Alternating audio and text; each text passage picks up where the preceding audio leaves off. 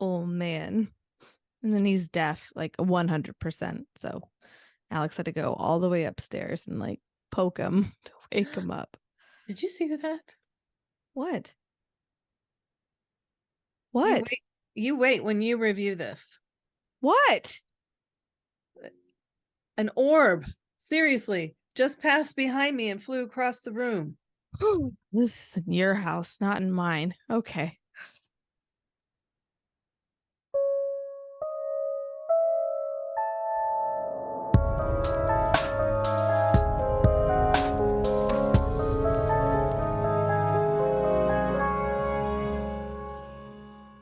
Hello and welcome to Killer Hangover Podcast with your hosts. I'm Beth.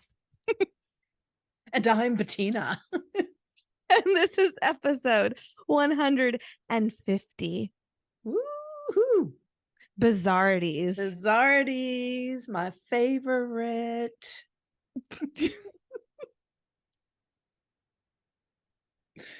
Oh. So how are you, child? Busy.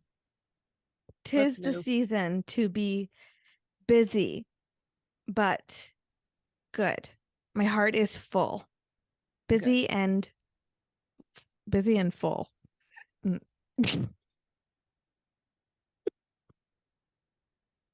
Okay, those are good things. Full is better than hungry. Or bored. Hungry and bored. Yeah. That's a bad combination. Bored and hungry. That's horrible.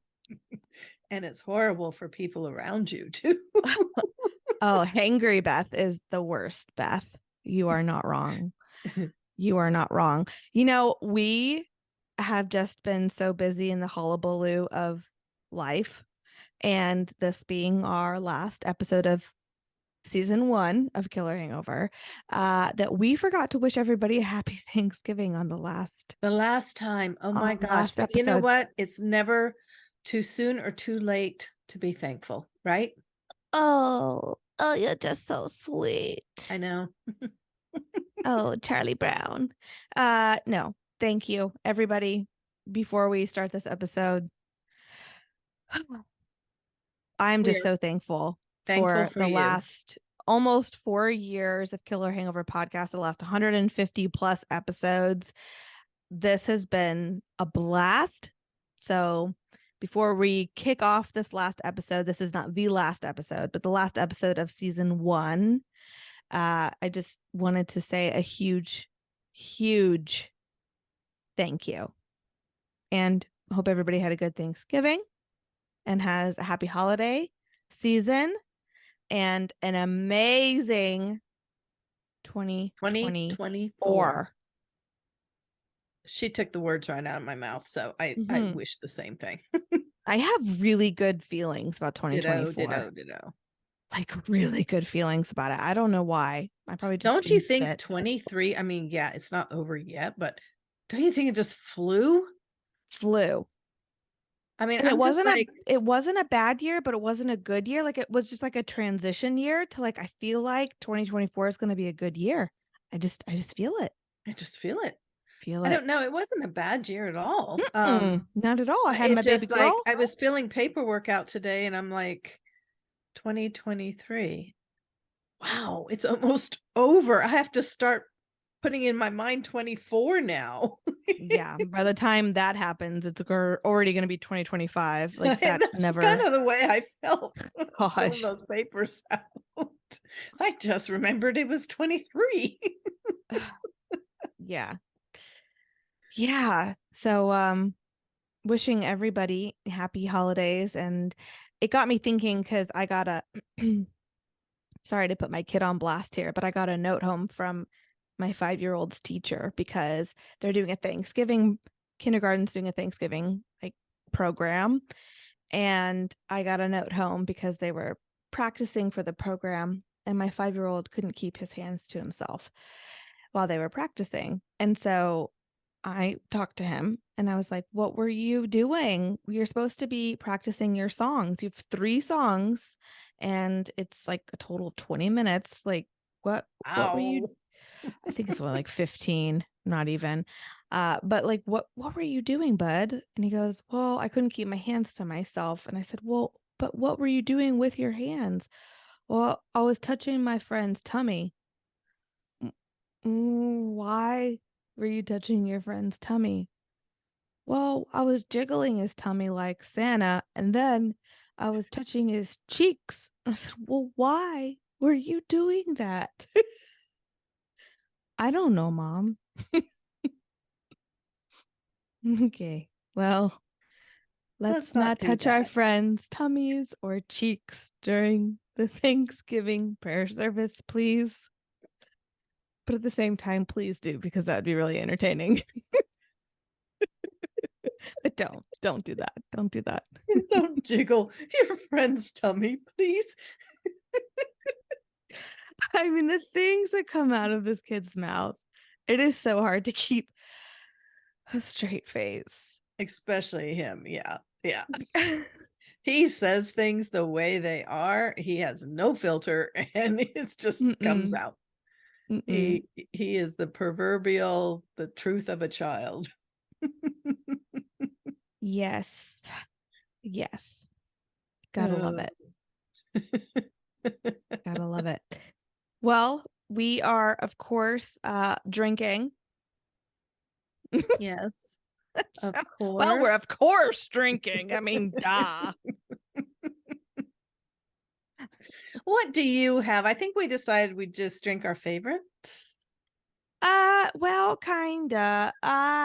I picked something kind of sentimental.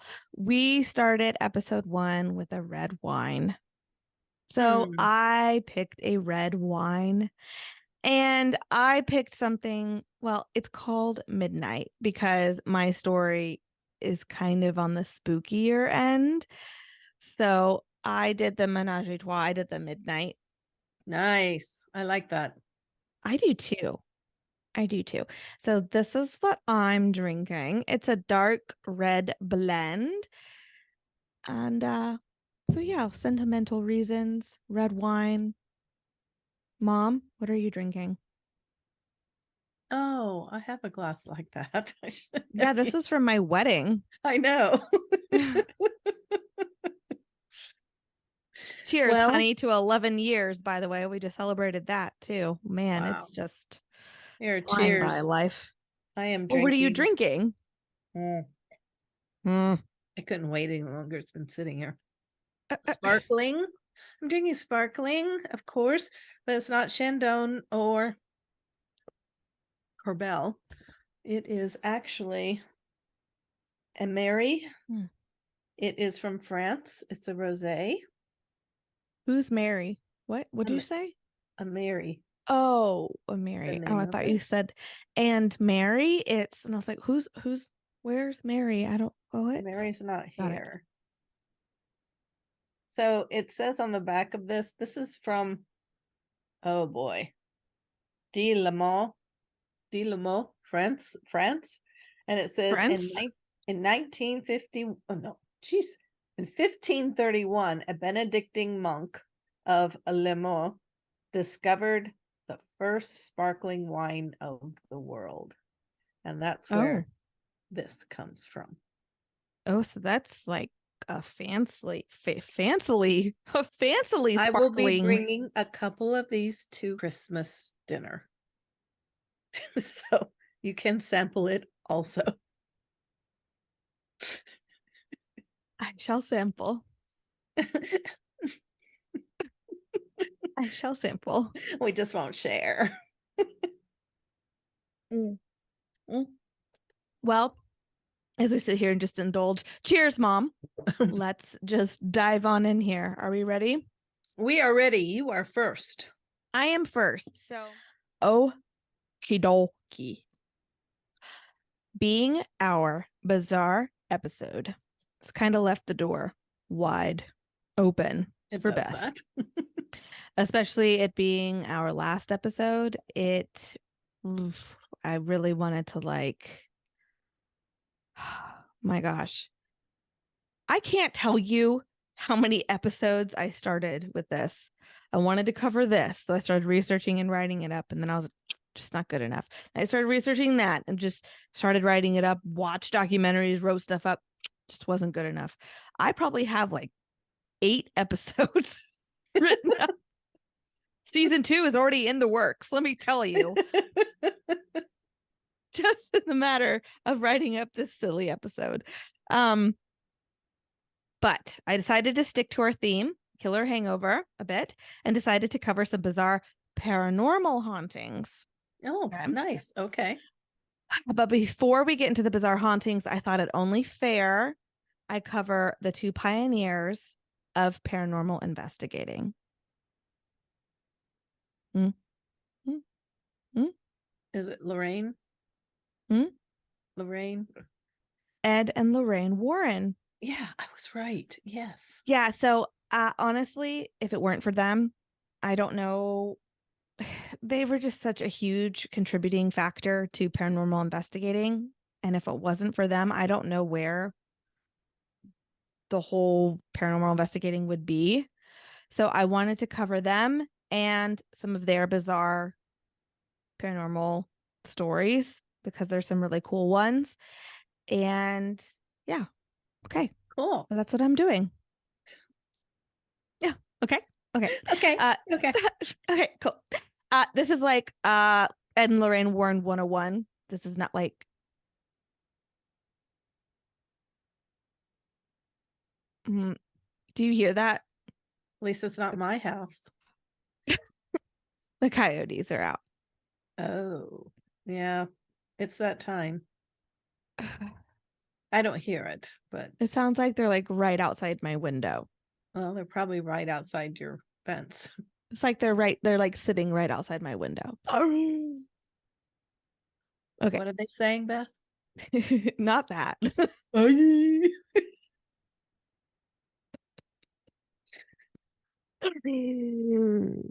right. So this is Ed and Lorraine Warren 101. This is not like a deep dive into them. I'm just going to kind of give you a little synopsis.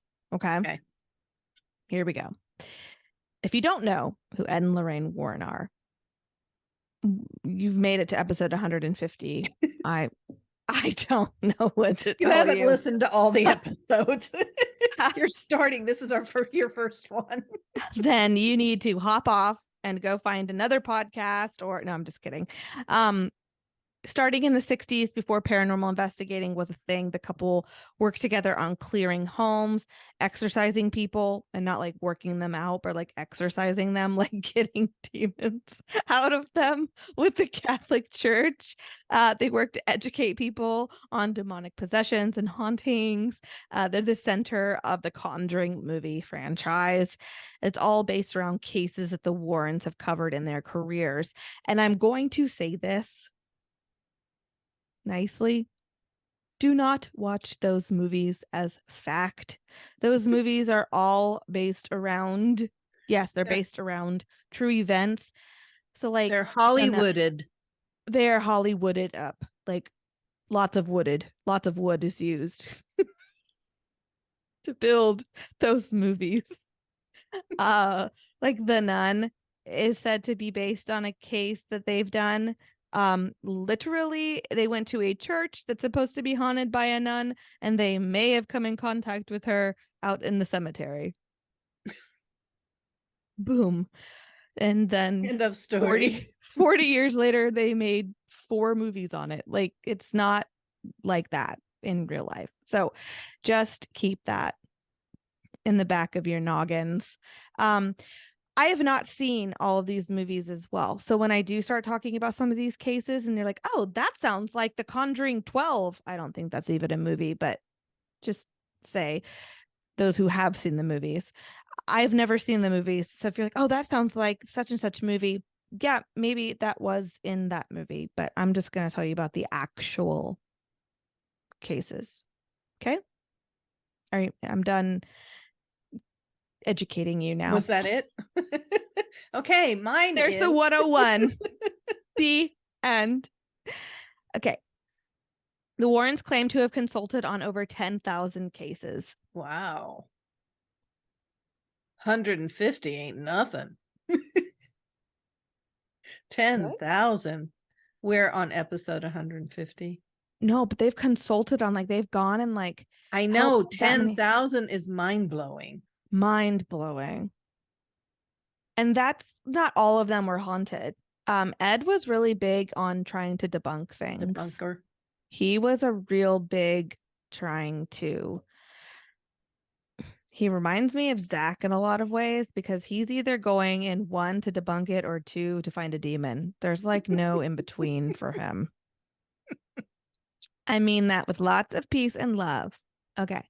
Ed was born and raised in Bridgeport, Connecticut. He was raised in a haunted house. As a boy, he remembers lots of footsteps and noises throughout the home, but coming from his bedroom closet.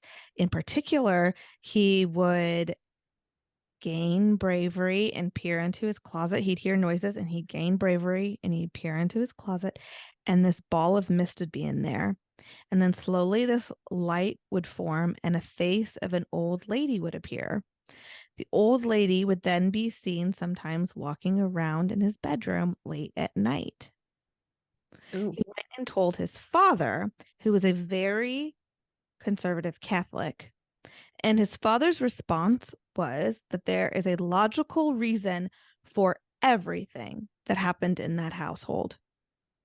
Ironically, he never gave the logical reason for the old lady that was seen walking around the house. There's a logical reason for it. Okay, now go to bed.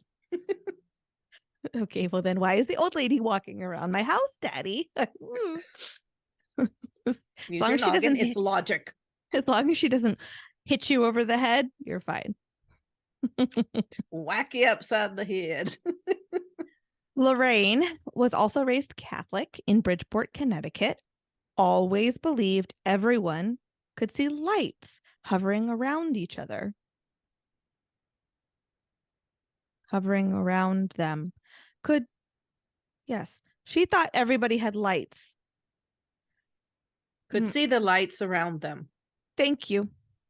It wasn't until she was 9 and she was attending a Catholic girls' school. She was chatting with one of her friends about the lights that she was seeing, that she realized it was not a normal thing. She was sharing with her friend that the lights she saw around Sister Joseph, she said, she was saying, why are the, isn't that interesting? The lights around Sister Joseph are brighter than the lights around Mother Superior. And Mother Superior later that day pulled Lorraine aside and told her, we don't speak of things like that. We don't talk about things like that around here. And that was that. Lorraine stopped talking about it, and Lorraine was seeing auras. And she didn't gosh. So the lights were different colors. Were different colors. Wow. And so these lights were auras. They were people's auras. And so she didn't know what they were. And she thought that everybody could see these things. She thought it was very normal. She grew up as a young child seeing these lights around people. So she thought everybody saw these things. But yeah, Mother Superior shut her down real quick and said, we don't talk about these things. And so Lorraine, this is a bad thing. I can't talk about this. So she didn't want to talk about it at school, and she didn't want to talk about it at home. And she also didn't want to be different. But the auras continued. Of course they did. Very much so. When Lorraine was 16, she and her mother would go to the movies every Wednesday, where Ed was an usher at the movies. Oh. The two met. One night he asked to walk her home, and the two fell in love. Their romance was mostly letters, as Ed was sent off to fight in World War II in the Navy when he was 17. At one point during the war, there was a battle that broke out. Well, at one point, at several points, there were several battles. War.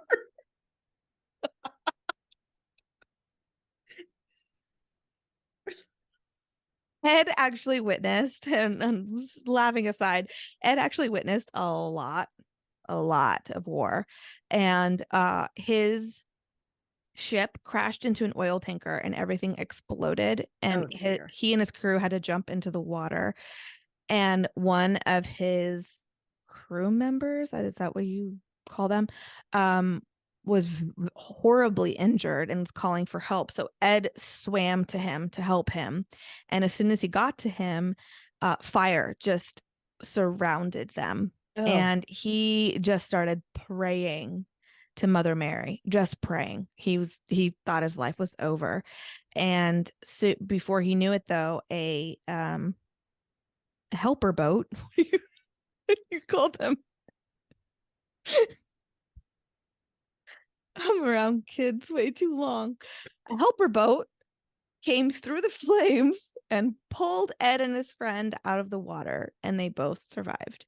wow. Then he had a 30-day survivor's leave, and he went home. He married Lorraine. And literally, in an interview I listened to, they got married. They went away to some town like a little further away. They stayed a night in the hotel, and the next day he went back to war. Mm. 9 months later, Lorraine gave birth to their daughter, Judy. Oh, And later on, like 40 years later, Lorraine and Ed will go back to Japan to go do an investigation of a haunted place there.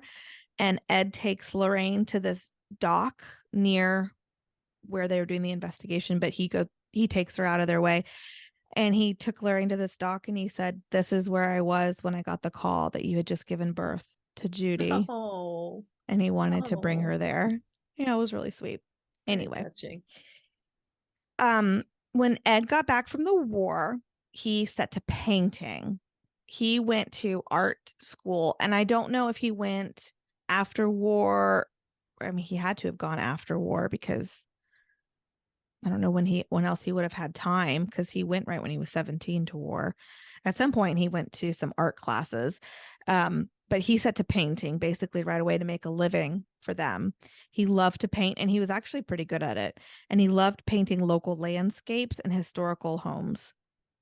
He, Lorraine, and Judy would travel, and he would paint, and then Lorraine would set up shop somewhere whenever they could, and she'd sell the paintings for $3 to $5 per painting, which was a good amount back then.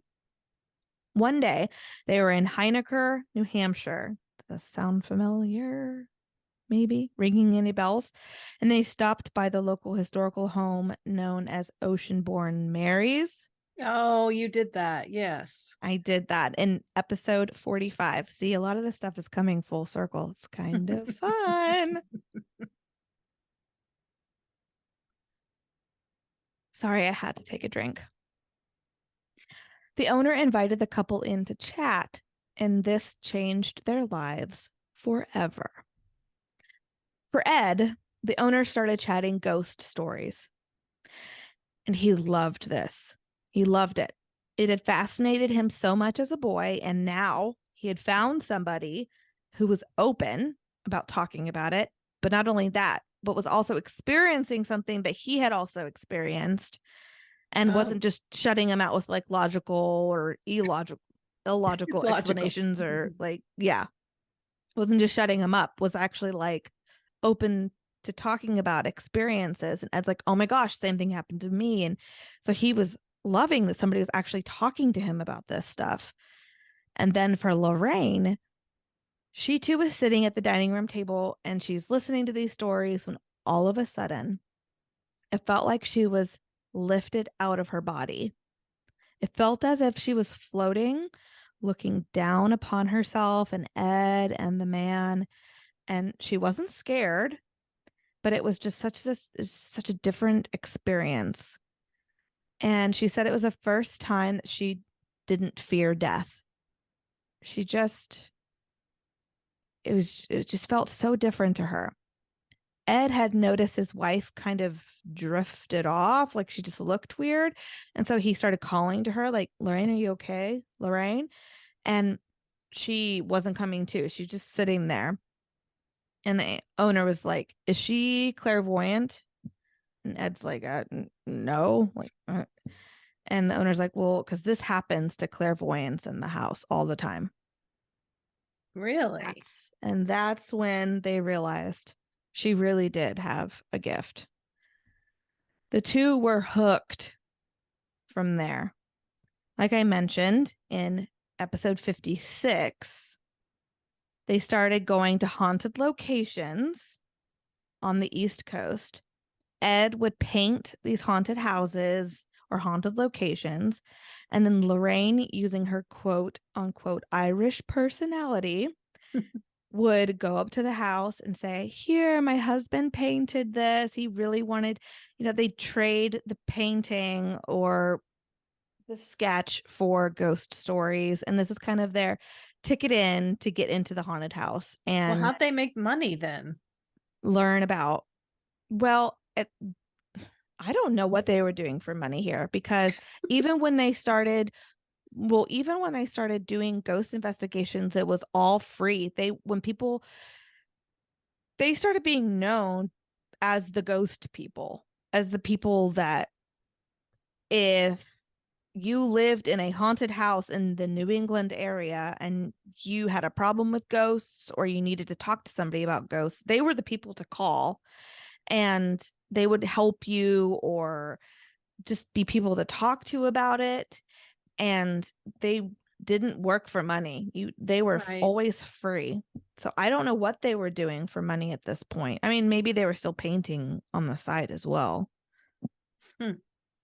But yeah, so from 1950 to 1960, if you lived in the New England area, you called the Warrens.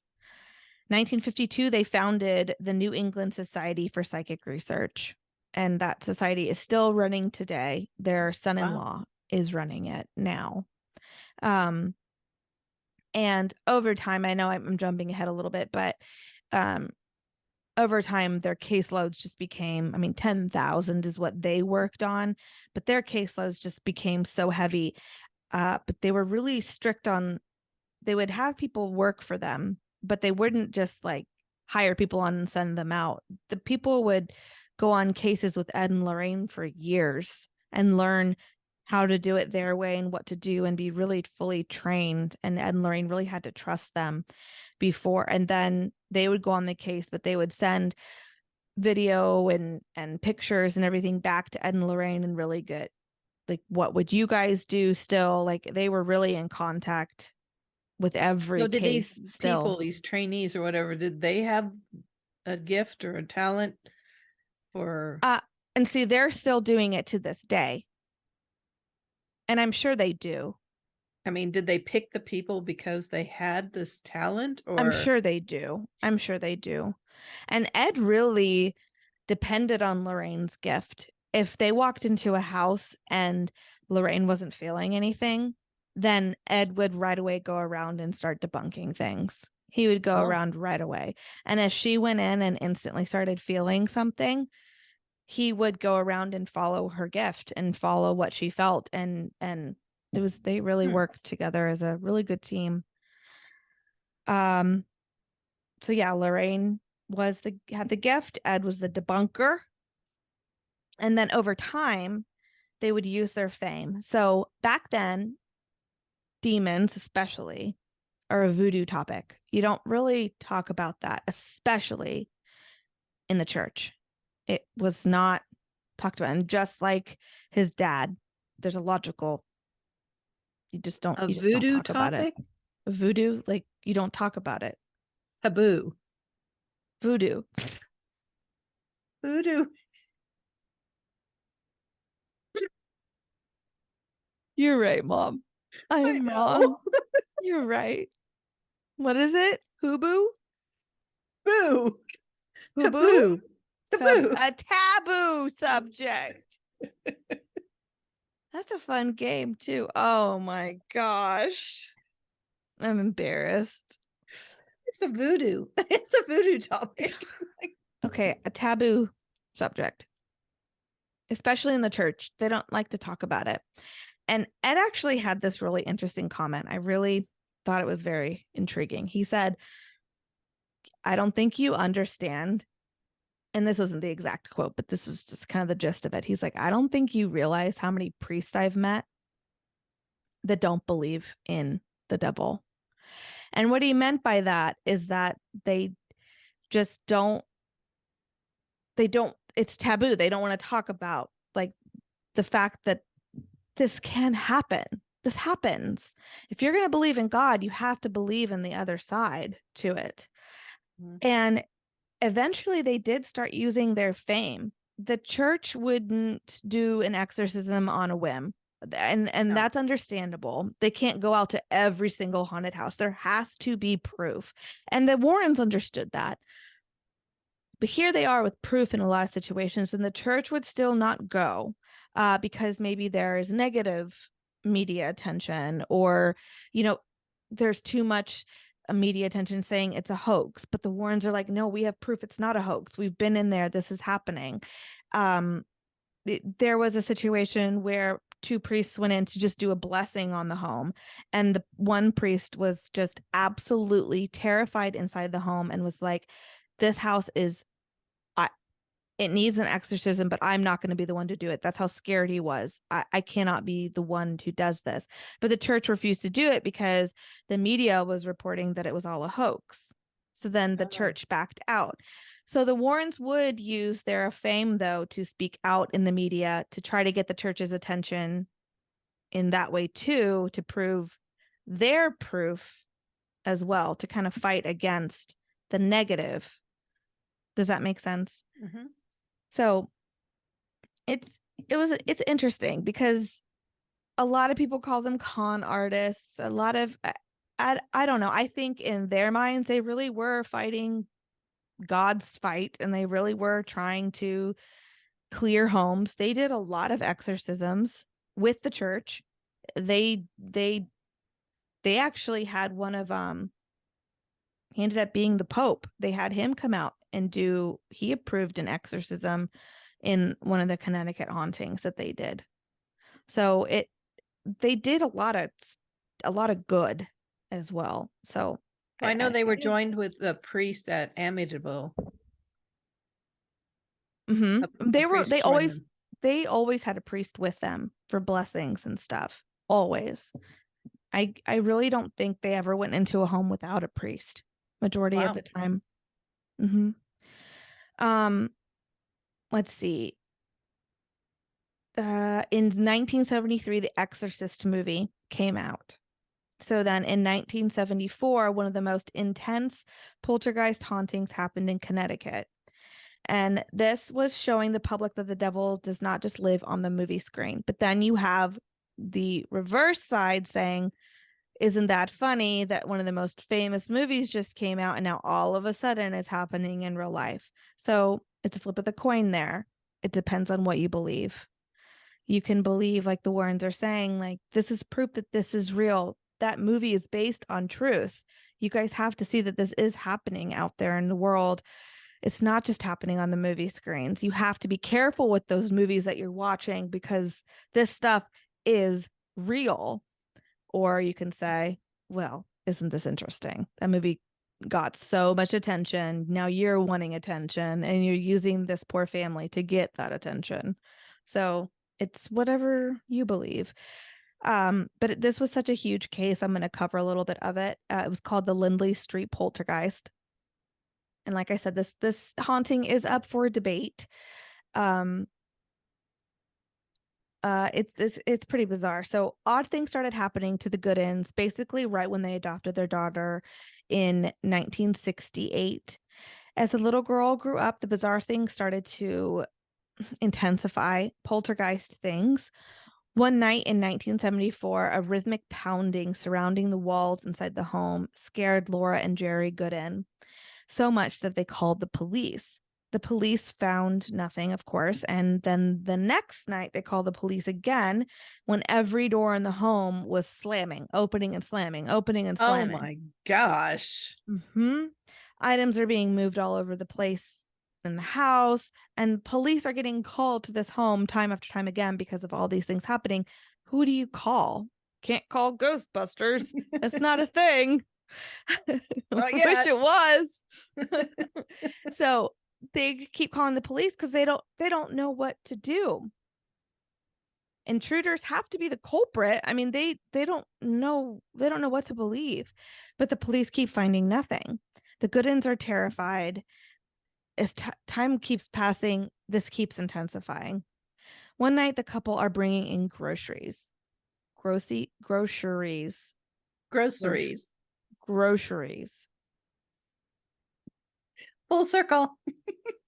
As Laura is bringing in one last bag, she walks into the other groceries being thrown around the room by Oh, an unseen force.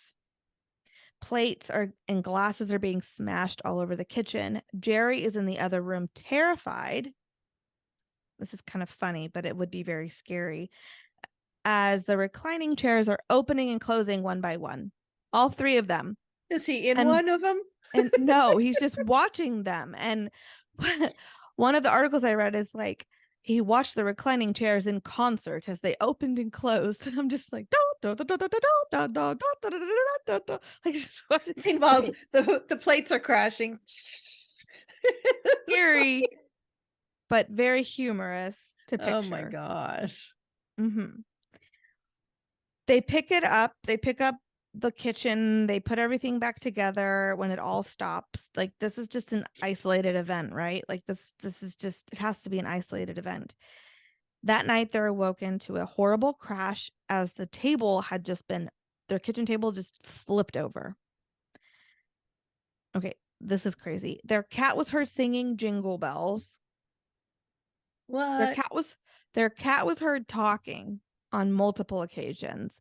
This deep man's voice come from their cat. Now, this is a quote from Ed in his book, or in the book, Ghost Hunters: True Stories from the World's Most Famous Demonologist.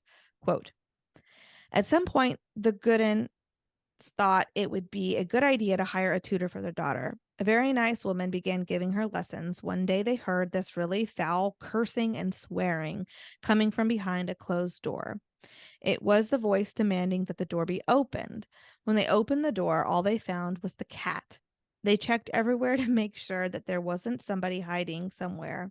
But no, the only possible source for the sound was Sam, the cat. Needless to say, the tutor was shaken by the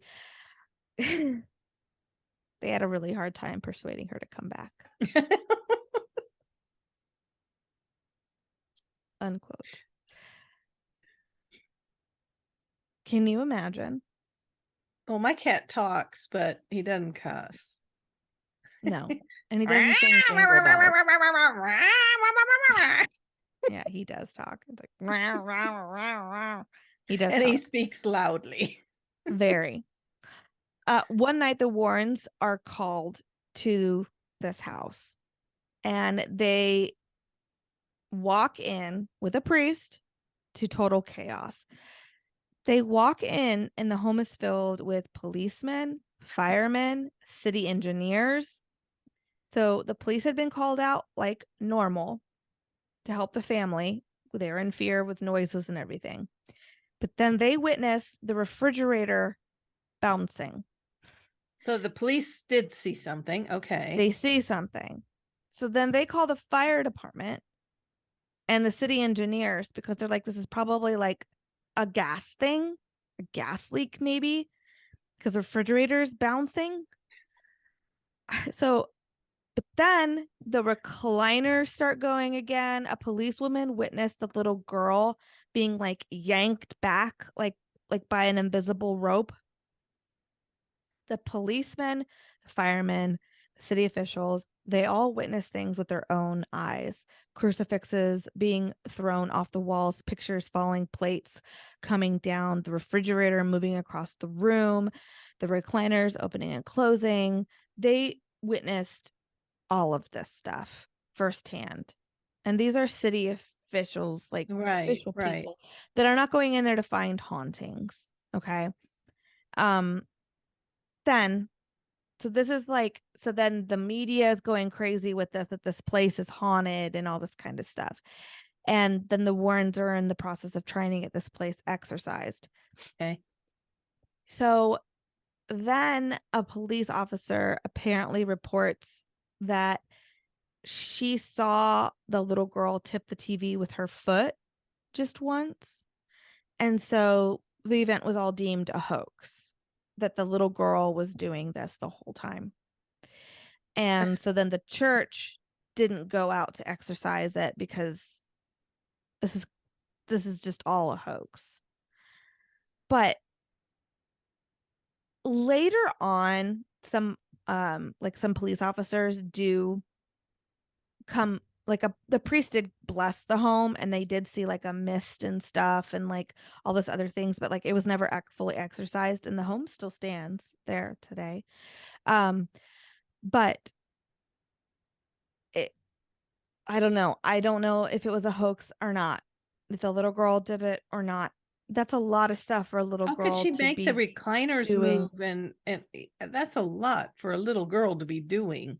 Oh, and there's way more to the story. I just did like kind of a gist of it. But so the church didn't go out and exercise that home, and it really needed it.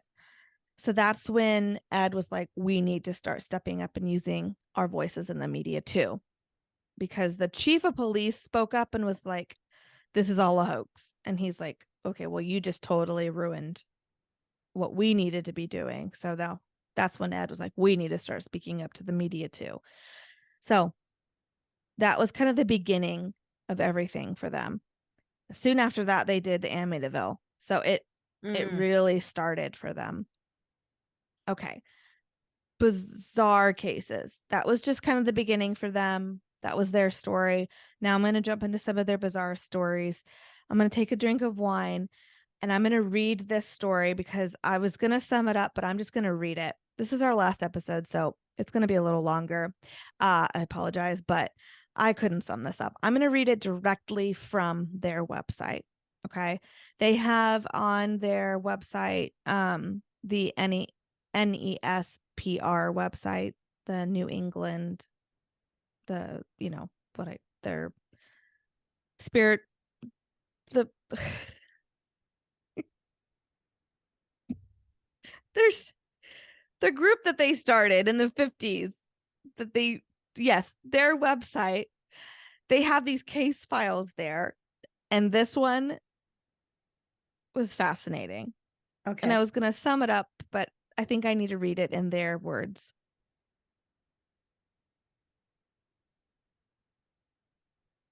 Oh, man.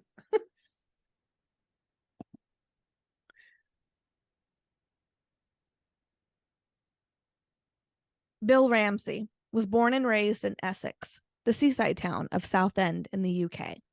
His childhood would seem mostly normal, except for an incident when he was just 9 years old. One memorable day, Ramsey was outside his back garden when he began to feel strange. It was deep into one Saturday afternoon in 1952 when an icy blast of frigid cold swept all over him. Perspiration froze on his skin, and a foul stench came close to making him vomit. The confused young Ramsey only had two things on his mind: running away to a life on the beach and wolves. When he heard the distant calls of his mother, he snapped out of his trance. However, Ramsey had changed. Intense and pure rage had installed itself firmly within his psyche. Using this and the adrenaline fueled strength he now possessed, he had uprooted a fence post, with the fence still attached, and was swinging it like a club. Not even his parents could easily remove the post with their bare hands. What the young child did next made both of his parents flee back into the relative safety of their home, leaving Bill isolated outside. Bill Ramsey placed the wire meshing into his mouth and began gnawing at it. The cold sensations returned, and a low growl emanated from deep within him. Both his parents remained inside the house until it was apparent that their son had calmed down considerably.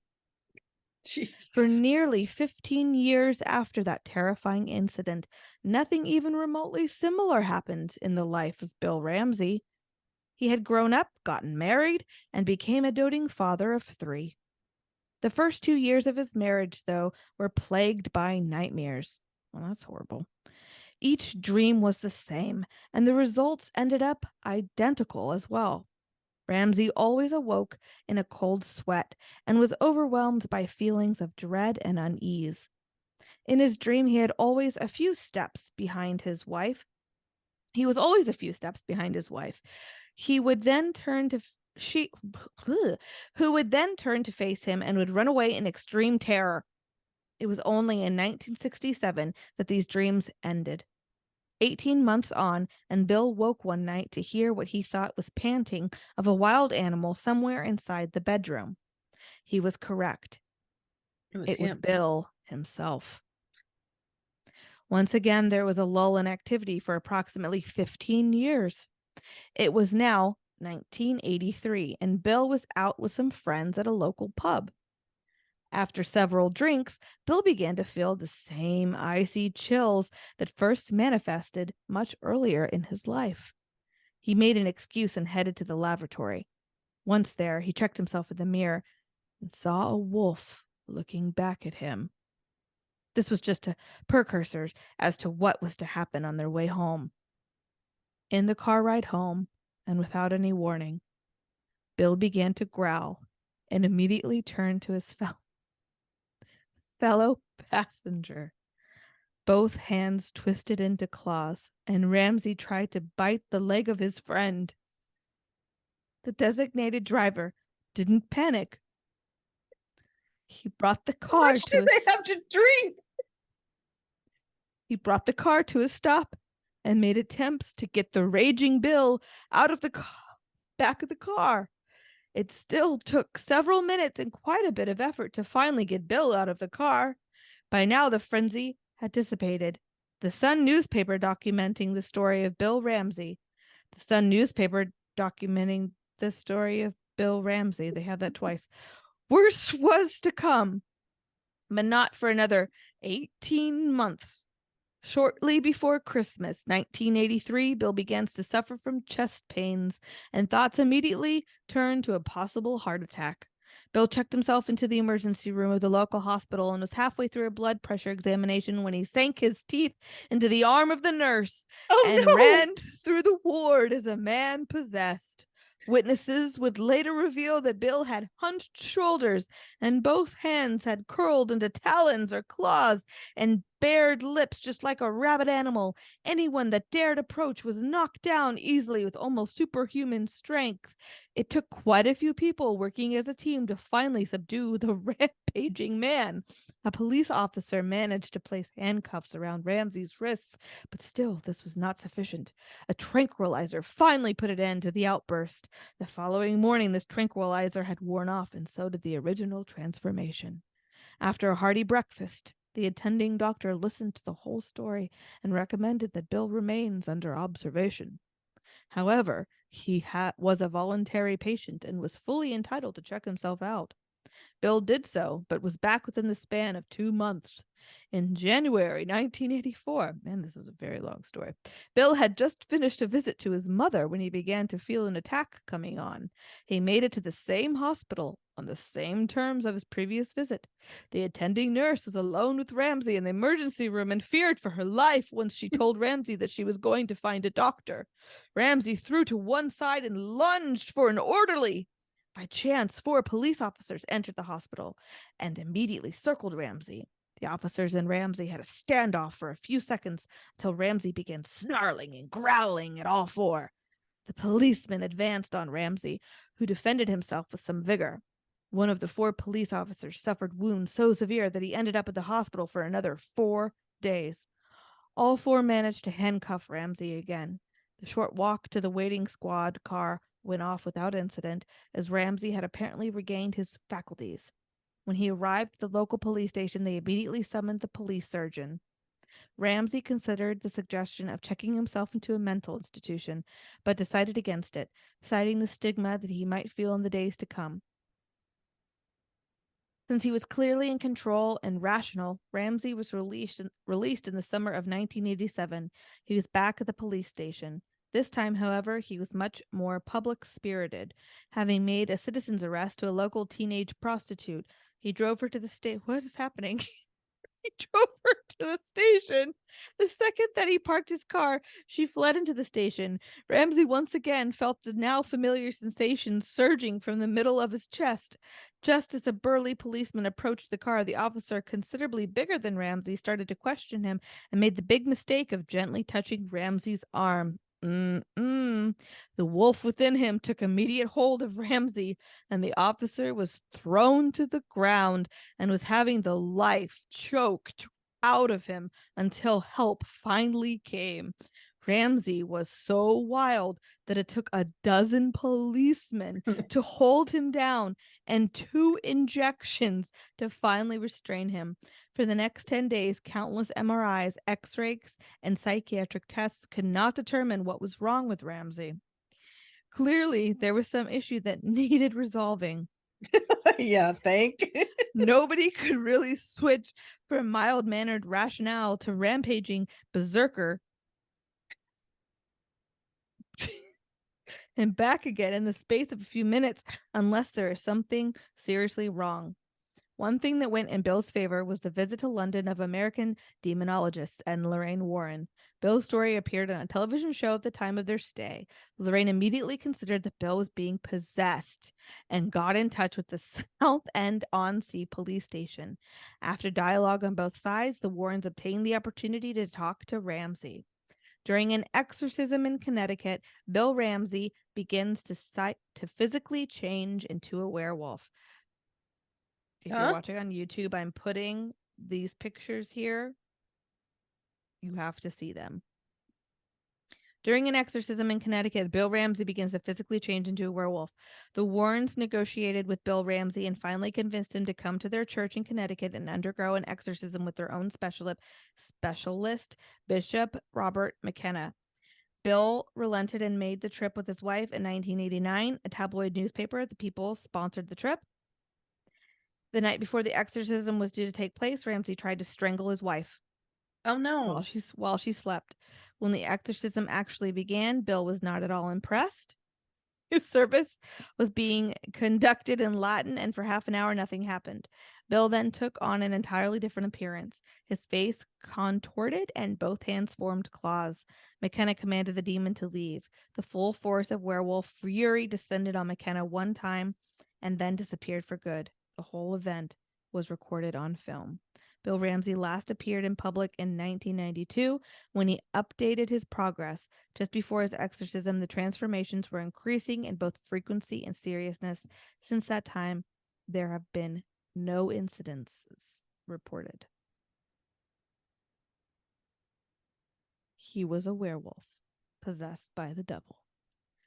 Aren't you happy I read that story to you? The end.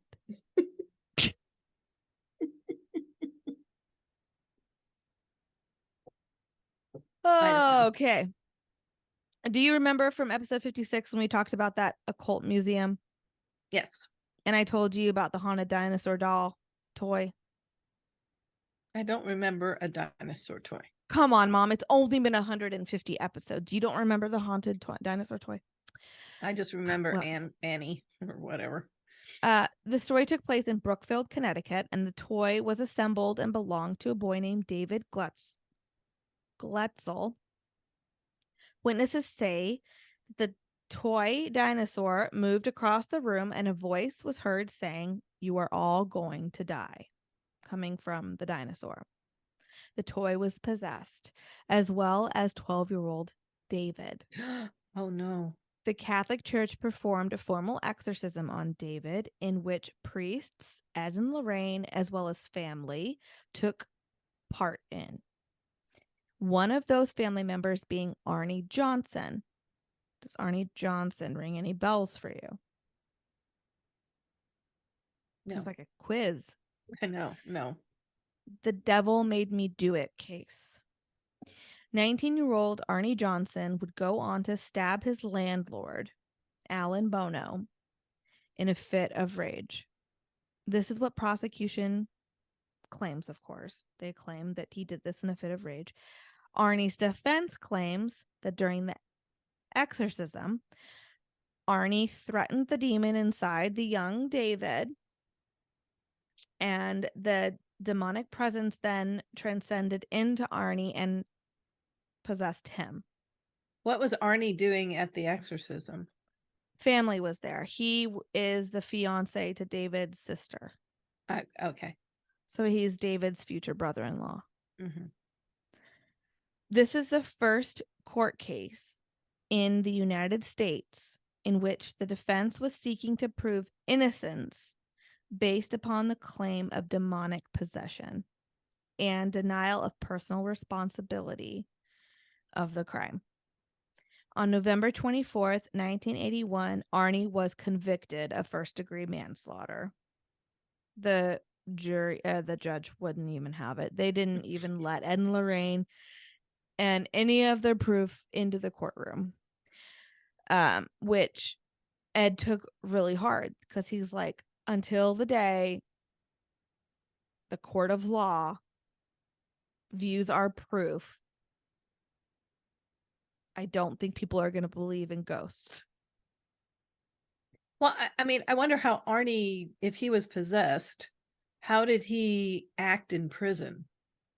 Or He did got let out after like 5 years on good behavior.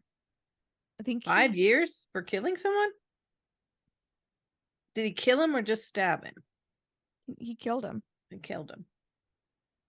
Killed him. Yeah, he got manslaughter, first degree. 5 years? Holy smokes. For good behavior. It's pretty lenient.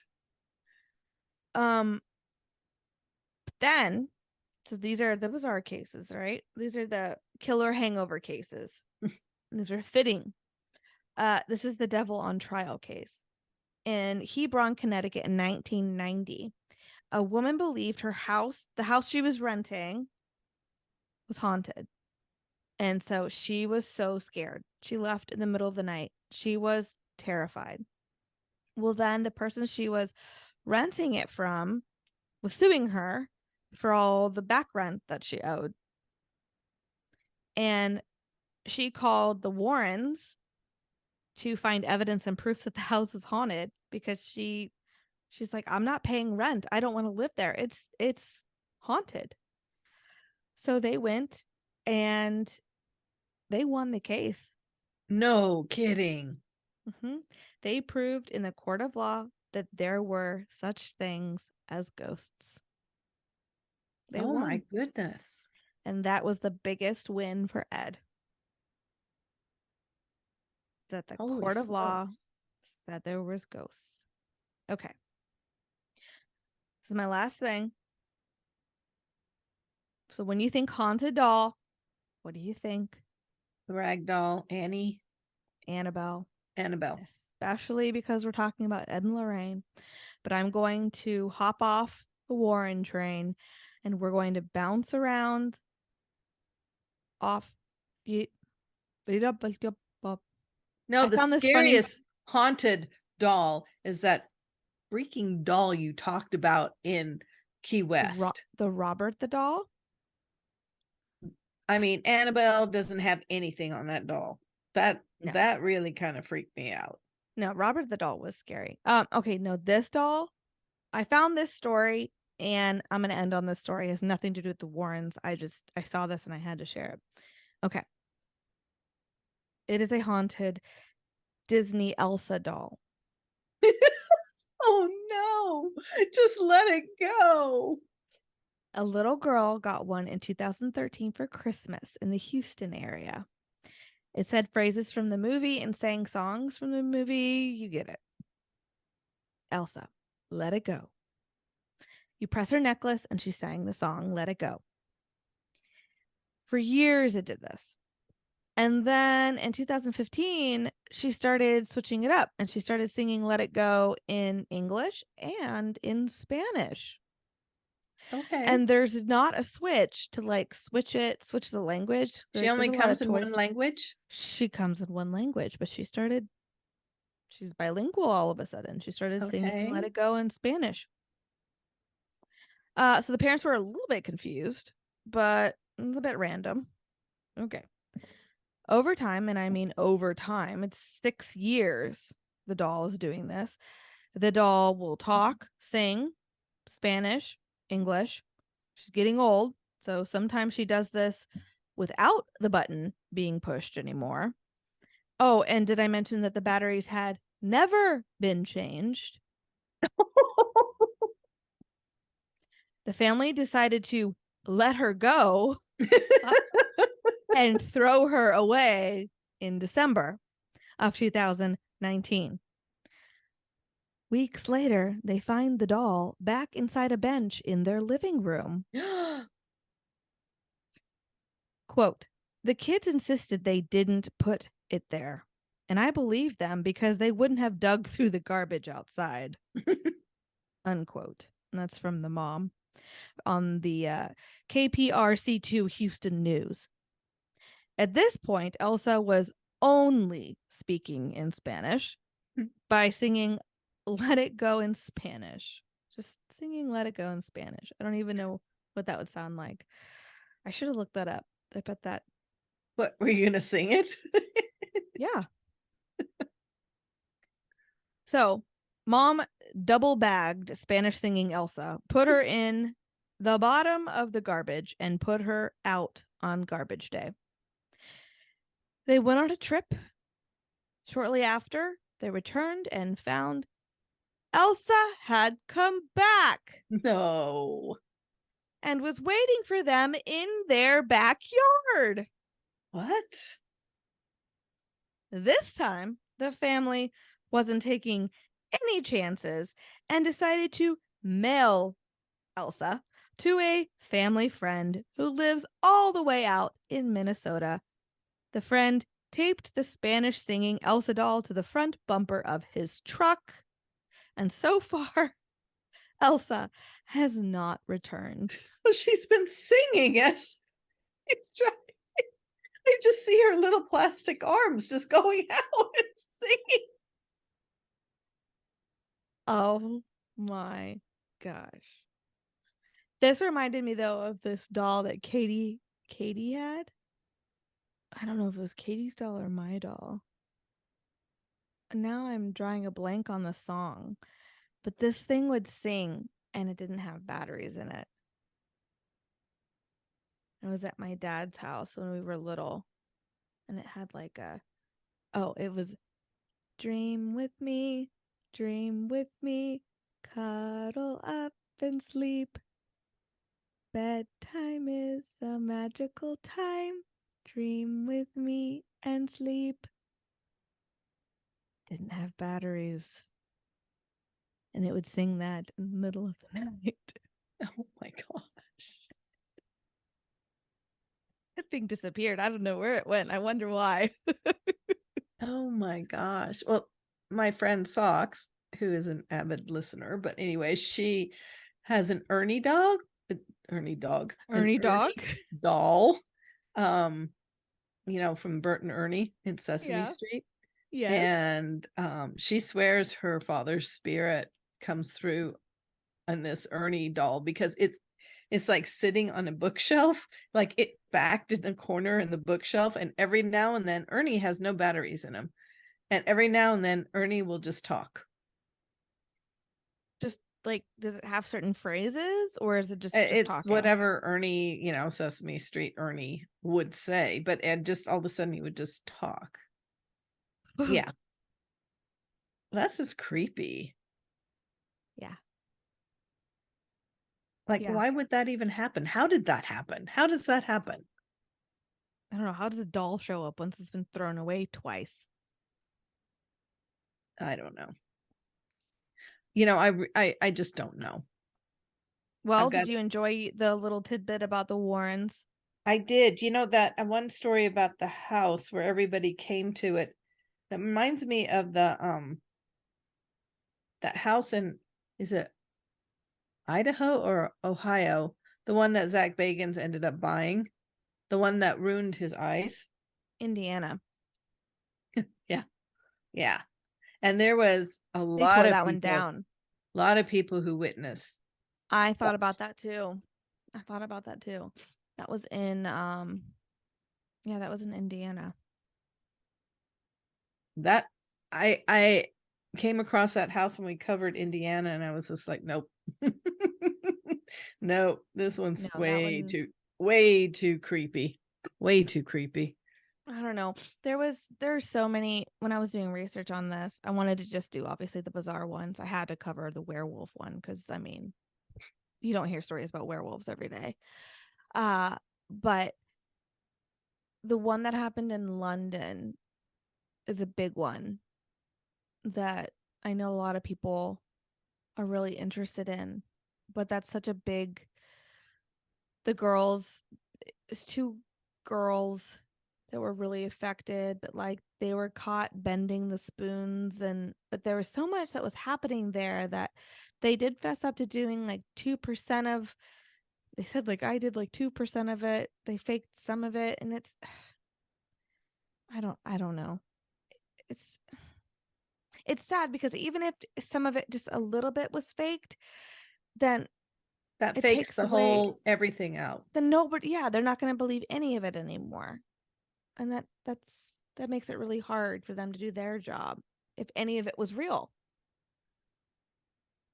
I'm having trouble with the werewolf. I have to admit that one, especially Yeah, him that one sounds physically like turning into a werewolf. that one sounds like he has some mental issues, and of course you're not going to see that on an MRI or anything like that. That's like, Right. isn't that like just a personality thing? Disorder. But the strength is interesting. That happens too with When you're 9, I you mean, could tear a fento with your teeth. Ow, my mouth hurts just thinking about that.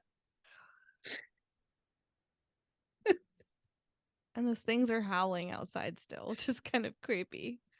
oh, well, I'm going to get your Bill mind off. Ramsey's outside. We don't know where his whereabouts are now. I know he says he hasn't had any incidents, but maybe he's in Kansas City running. He's not a werewolf anymore. Now he thinks he's a coyote. Oh, Gosh.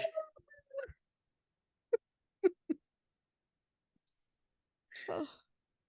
all right. I'm going to get your mind off of this because we're going to play a little trivia game because I love these like curious things, and they're just interesting curiosities and interesting trivia. And that's what we're going to do to end this episode. You ready? Okay. Yes. Okay. Now, Totally most of ready. this comes from 50 weird and crazy facts that most people don't know. Awesome. I'm gonna rock this. So every time I get it wrong, do I have to take a drink? Yeah, you have a whole bottle. Well, Okay, are you ready? mm-hmm. Okay. We're going to start off with Fruit Loops. I was not expecting this. Okay. How many flavors are there in a box of Fruit Loops? There's flavors? Well, they're There's different colors, flavors. right? And they're Fruit Right. Loops. Green, blue, yellow, red. Orange. Don't help me. 7. There's only one. They all are I the same. you made me overthink that. That's what I was thinking. Gosh darn it, I should have gone with my gut. See? But The it's lesson I've kind been of teaching on all these 150 episodes to go with your gut. And then there I go, going against my gut. There is no flavors. I knew that. but it's weird how your mind works because even sometimes when you're eating Fruit Loops, it's like, oh, this tastes like a little lime. Oh, this tastes a You little mean it's orangey. weird how your mind works when your mom tells you, oh, there's different colors though, honey. So think about it that way. God. Okay, now we're going to move on to apples. Okay, mom. How, how old do you estimate apples in a grocery store are? In a grocery store? Grocery store. How old?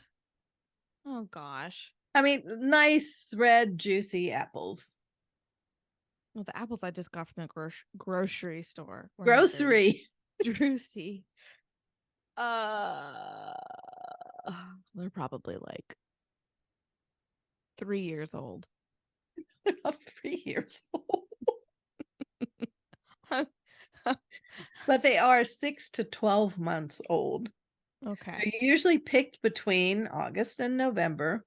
They're covered with wax, hot air dried, and put in cold storage and then pulled out. Mm. That's why they look so nice and shiny. So is the wax okay to eat then? I guess. I mean, you've been eating these apples for years, Yeah, we eat a lot of and your apples. children have been eating them. So, okay, Mhm. now I want you to do something. I want you to plug your nose and hum.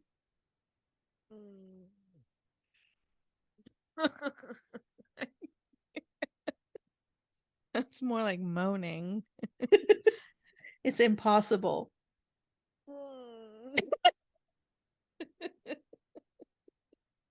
I don't know. It's Sounded impossible to hold your nose and hum because sounded actually, pretty sounded pretty good to me. actually, when you hum, the sound comes through your nose as the air escapes. Mm-hmm. I can see that. Can you? I witnessed that firsthand. Okay. Photography. So I know, I mean, your kids, especially like little Finn, he loves to say cheese, right? Gosh, yes. Okay.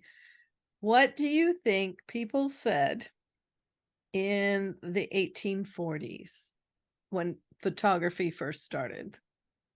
They didn't smile in those pictures. Correct.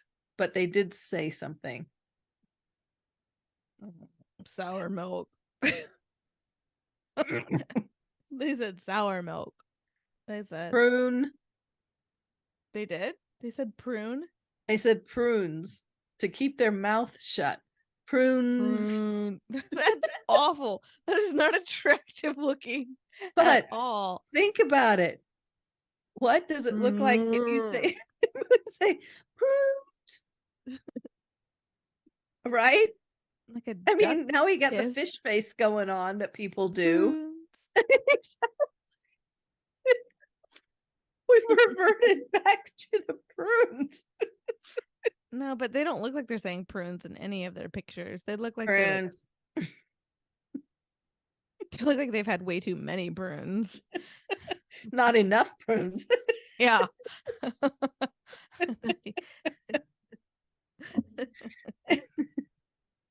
Oh, okay.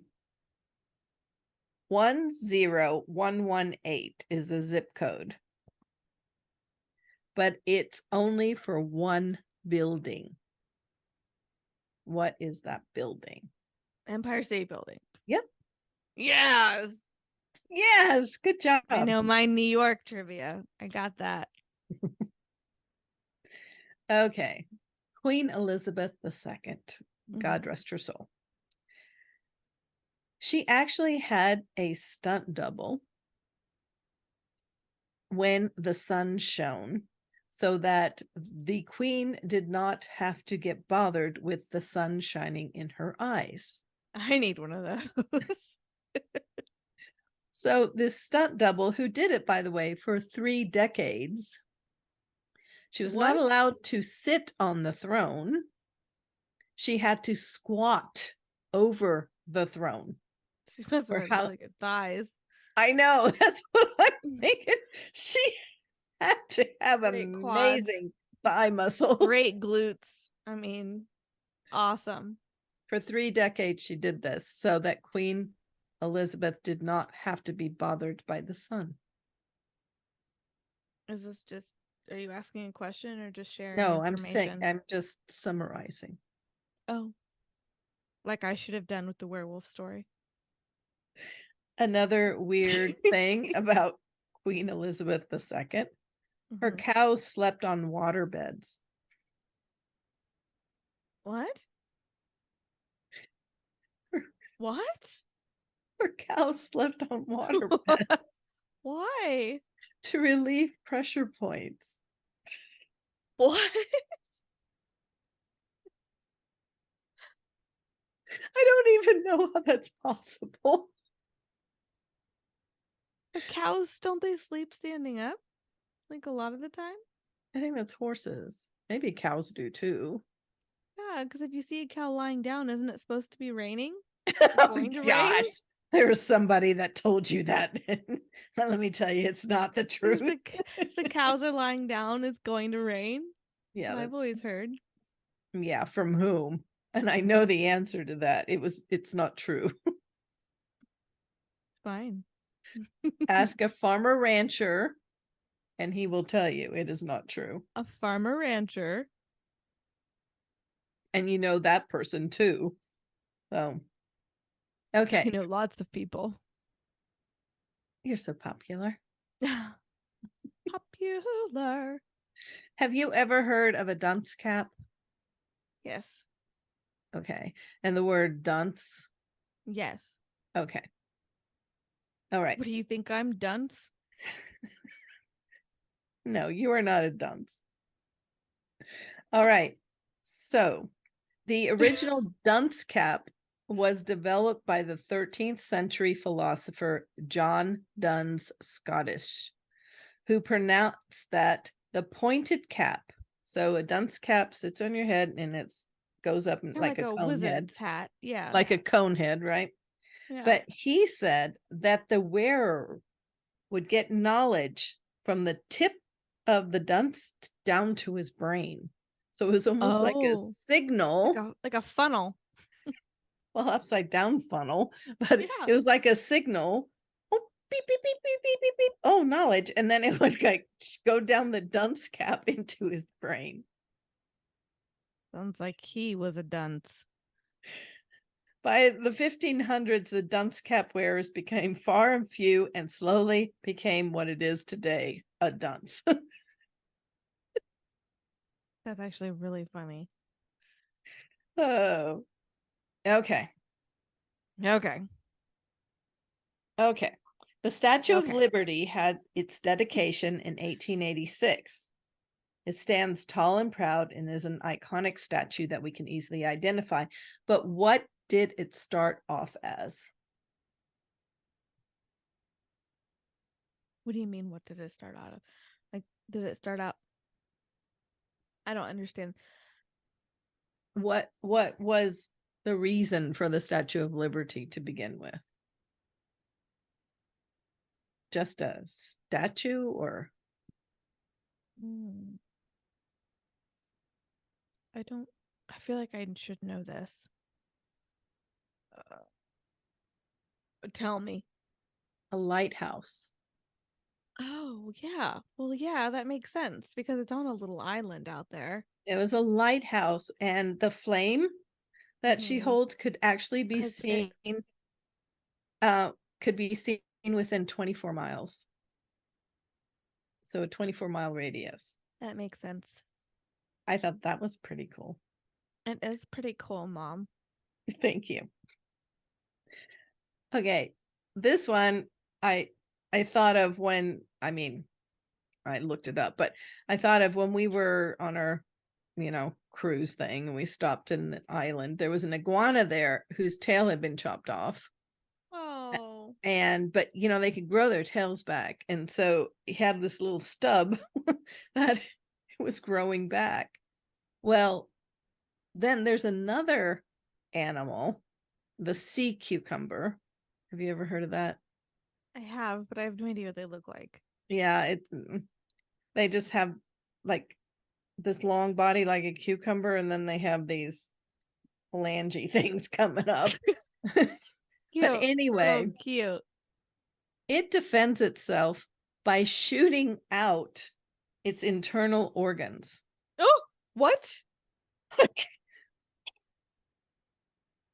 It shoots out its internal organs, which are poisonous, Like its lungs and its heart and and its intestines. its ew. Ew. Can you imagine? You get strangled by intestines. You're like, ah. Well, I don't think the intestines come alive. What if it's getting shot at you and they come at you and they're wrap it around? poisonous. But then all the organs grow back. How long does it like instantaneously they grow back? No, Or I'm you sure. is he in some pain for a while they grow back? I don't know that sea cucumbers feel anything. That is crazy. Right? Nuts. Nuts. Okay. So your boys even know this, the countdown to a NASA rocket ship blast off, right? 10, 9, 8, all the way down to 1, and then blast off. All right. That wasn't initially used. It actually came from a movie, the 1929 silent film Frau im Mond, translated is Woman on the Moon. Okay. And the countdown was used in that film for suspense, for the countdown for their rocket. And NASA thought that was kind of a good idea. And so they adopted it. But it was a silent film. So is it just words on the bottom that everybody It was was reading? probably a countdown like a light with numbers. Oh, so intense. I never saw it. I was going to say it was all in German, but it's silent. So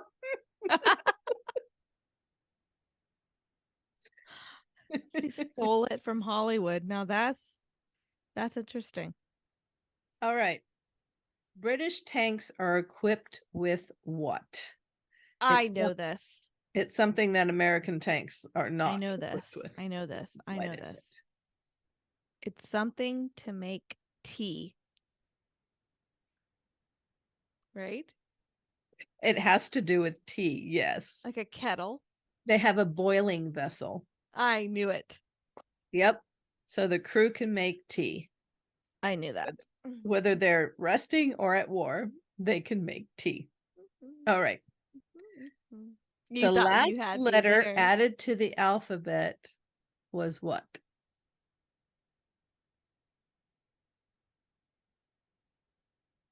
Wasn't like added in order.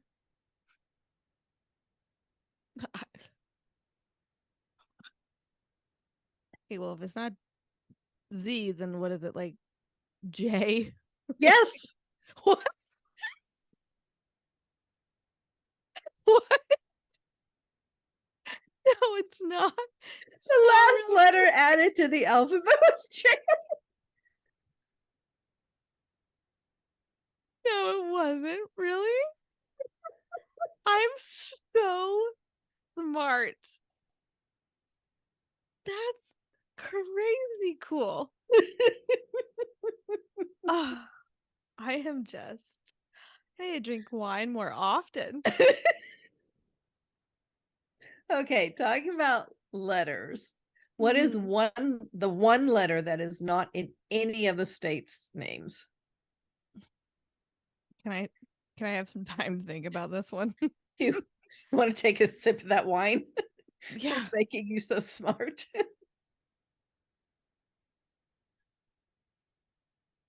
Can she go 3 for 3?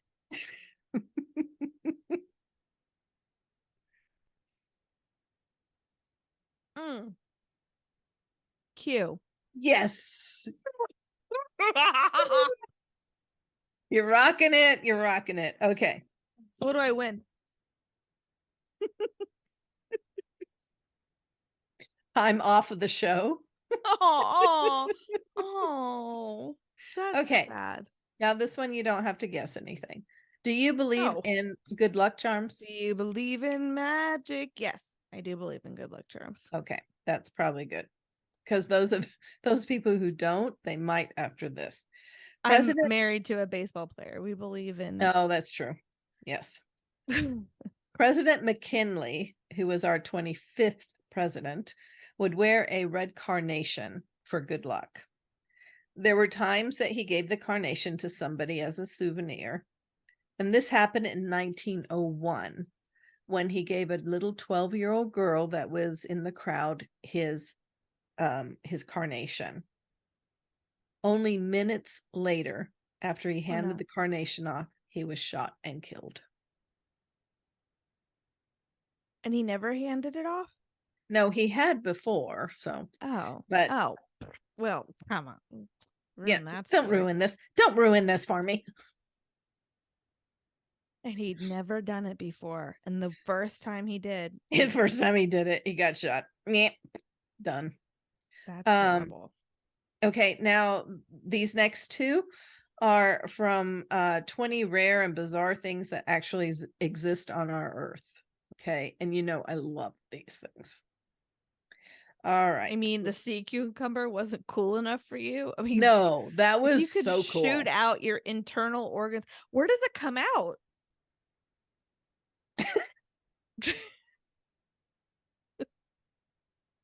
I mean, I don't I'm want to gonna have over. to research this because I'm right, not. does it like split open and go, or does it come out its head, or does it come out? Well, no, I it's mean, you're stuck. overthinking this. Does it come out of It's his stuck. mouth? Does it come out of his It doesn't have bottom? a mouth per se. Is it like a worm? It's like it's like one a plant in the ocean.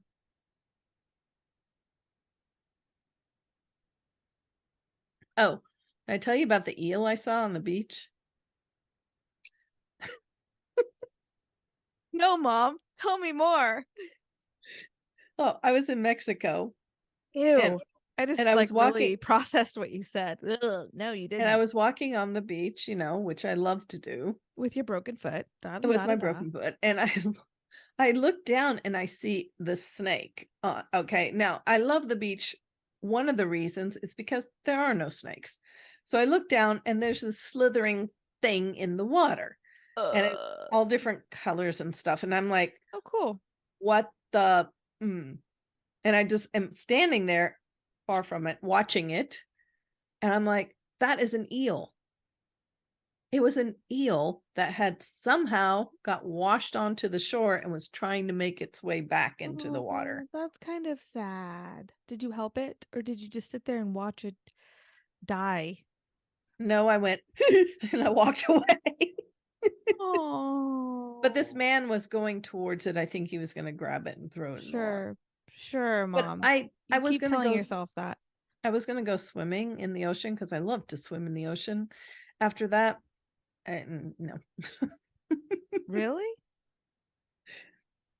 Hmm. No. When we went to Florida, the water is obviously, as you know, like clear. Like you can really see through it in it, you know. Uh, and I don't know if that was better or worse for my Aiden boy because we usually go to Hilton Head where you can't really see in the water. And he loves it and he loves to be in the water. And here he did like to be in the water, but the Well, you moment were on you'd the bay see side. The bay side is really, well, yes, the moment you'd see the school of fish the that would Gulf side. come, we were on the Gulf side. Yeah. Yeah. The moment you see the school of fish, he would just stand there. And he's like, I'm gonna get out now. And at first Alex was like, no, you're fine. You can stay. And I was like, if he wants to get out, he can get out. Because I'm getting out too. Because I'm just like Aiden. Because the moment I'd see them, I'd be like, oh. And then some guy, the guy that would give us our towels, I was like, so many sharks today? Like I'd always ask him. And he's like, no, no sharks. He's like, but if you ever see the pelicans, if they're parked, not parked, but the They're pelicans are parked. He's like, if the wine is really it's a good wine, you know, dark red blend. It's pretty tasty. If the pelicans are out there sitting in the water, look for dolphins because you're gonna have a really good chance that they're gonna be there. And sure enough, we were out there swimming and the pelicans were parked and the dolphins jumped literally like inside the buoys. They were really oh close to us. wow. Really close to us. So much so that I actually pulled the boys towards me and kind of backed up a bit because I mean they're wild dolphins. I mean it's really cool, but it's also a wild animal Yeah, but in they won't their hurt you. place. I just They won't hurt you. but yeah, it was really neat. That would have been cool. That was really cool. Yeah. But no sharks. Okay. Anyway, bizarre stories. Enough about me. Okay. But it is my podcast. So what else would you like to know? No, I'm just kidding. Have you heard of the corpse flower? Yeah. Isn't it I'm pretty like sure you have. I have, but remind me. Doesn't it like only live for like a little bit, like 24 hours or something like that? Well, the actual plant lives from 30 to 40 years. But it grows to like 10 feet tall and it's very strange. It's got these big like leaves and then this giant piston of sorts coming out of it. Um, it is one of the rarest flowers on the planet. Um, the name comes from the smell that the plant em- that the plant has. It Ugh. smells like rotting meat or a decaying corpse. I mean, can you even Mm. imagine No, that? It no. takes 7 to 10 years for the plant to blossom. And after that, another 7 to 10 years for another blossom to bloom. But how long does the blossom last? 24 to 36 hours. So, didn't they have one of those in Chicago when we were there? They might have. I remember going to the botanical garden and there were signs everywhere saying the flower will bloom in the next 24 hours and will only be here for the next 2 days or something like Now, that. that Like, could have been also the orchid. There's an orchid that blooms like this also. okay. It's the orchid that was in Dennis the Menace Okay. with That sounds more Walter because Matthau. I don't know that a botanical garden would want a corpse smelling Oh, I'm sure they flower. would. It's so rare and it's And I don't remember this amazing. being 10 feet tall. I don't remember it being that big. I'm I pretty remember it sure being it much was the smaller than that. orchid, like the Okay. one that was in Dennis the Menace. Yeah. Yeah.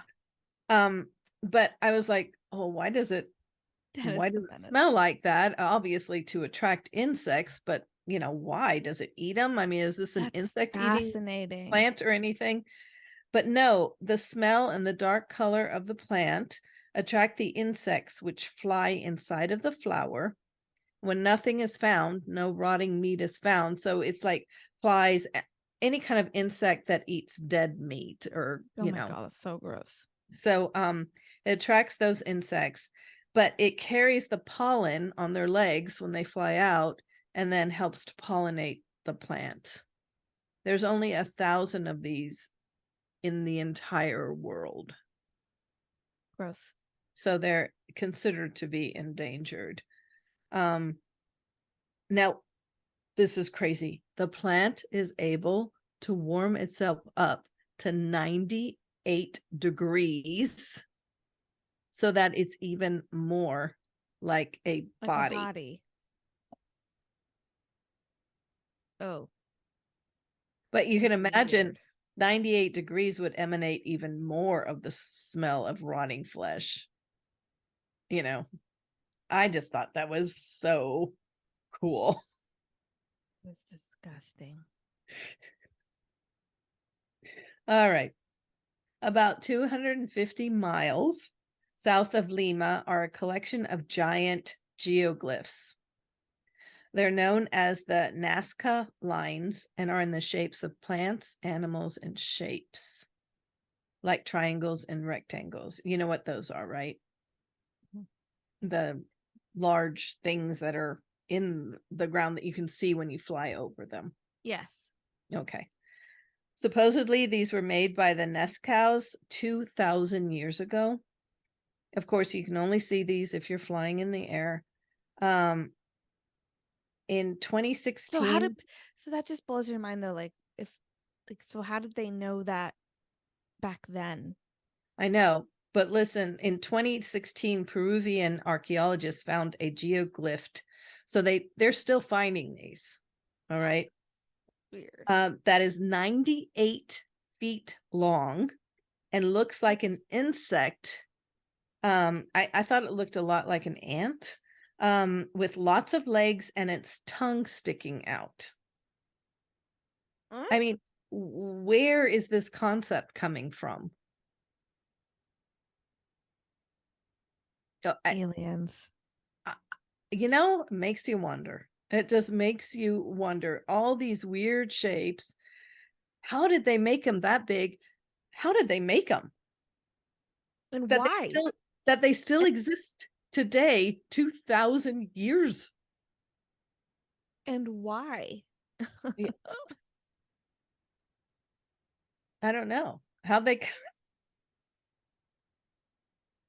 why and how. Why and how. And where did Bryce Laspisa go?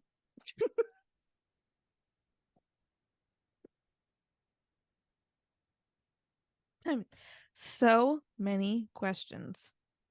So many questions. Yes. So anyway, that is my part of the episode. I just wanted to have fun. Girls just want to have fun. You did good. You answered some of those. I did. The last 3 questions I got all right.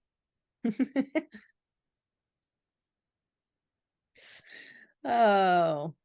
Oh, okay, Mom. Well, should I do a drum roll for your announcement? There you go. Okay, as Beth said, this is the end of season 1 of Killer Hangover. As soon as she gets all her kiddos ducks in a row, or her kiddos in school, we will. Not even that, just life in line. Well, girl, you're Oh, just, God. you're just too busy. So, after the busyness stops a little bit, then we'll go into season 2. But until then, well, let me throw some things out to you. Have you ever heard of the rare mental disorder called walking corpse syndrome? This is where the person affected believes they don't exist, or they're dead, or are decomposing, or have lost all their blood and or their internal organs. They truly believe this. They are so disillusioned that they believe. Pour more wine. Okay. And I'm going to I'm going to butcher. Yeah, you let it out, man. You let it out, girl. I'm going to butcher this. You tell it how it is. Yeah.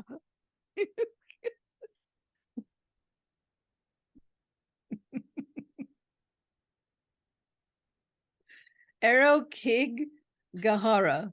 Erokig Gahara. That's Japan. That's the suicide force that's in Japan. Oh, we're getting serious. Okay. A lovely place to hike, but also a draw for people contemplating suicide. Why? What secrets does this forest hold? Exorcism. It's been Hollywooded up. I love that word. Lots of wood. But what really happens during an exorcism? And how is being possessed by a demon different? Oh.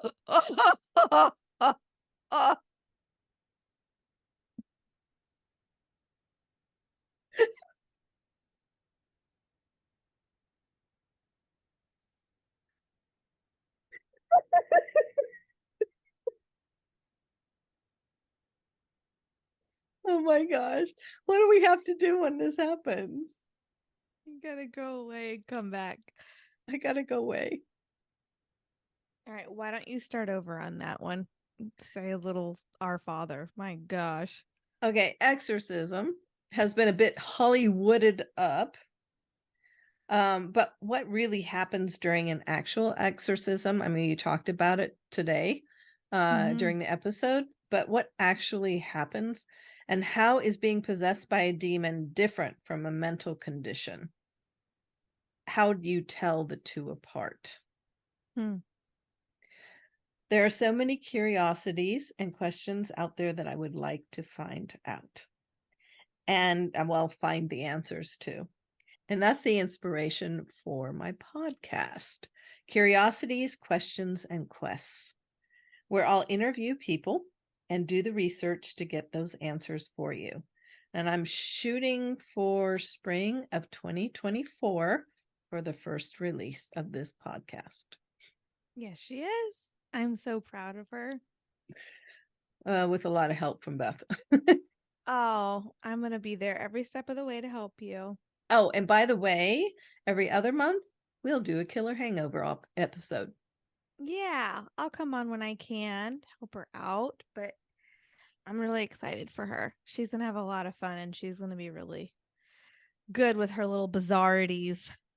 Yeah, these curiosities. I mean, I got you going with the corpse flower and the, and the mental disorder, I mean, these are just a few things. And I just want to research all this stuff and really look into it.